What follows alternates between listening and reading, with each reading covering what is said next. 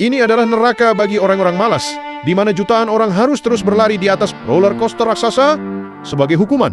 Karena jika mereka berhenti, mereka akan hancur. Dan jika mereka melompat ke dalam air, mereka akan menjadi santapan ikan. Pria ini adalah seorang pemadam kebakaran. Dalam hidupnya, dia selalu sibuk sepanjang waktu, bahkan menyelamatkan banyak nyawa meskipun nyawanya sendiri dalam bahaya. Suatu hari dia melompat dari lantai 20 saat mencoba menyelamatkan seorang gadis kecil, tetapi talinya putus dan dia jatuh ke tanah. Secara mengejutkan, tidak terjadi apa-apa padanya.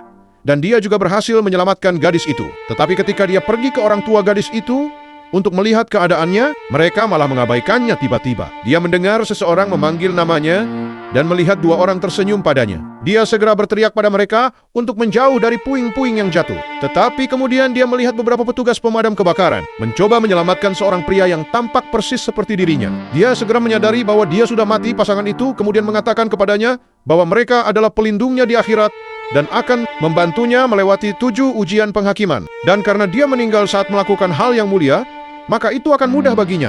Tetapi sebelum pria itu dapat mengerti semua ini, tubuhnya mulai melayang di udara, dan dia tersedot ke portal raksasa. Pria itu pun telah berada di akhirat. Ratu neraka pun menyambutnya dengan senyuman. Sang ratu bangga melihat kebaikan pria itu semasa hidupnya. Dia bertanya kepada pria itu, "Mengapa kamu bekerja begitu keras?" Pria itu menjawab, "Itu semua karena uang." Senyum ratu neraka menghilang seketika.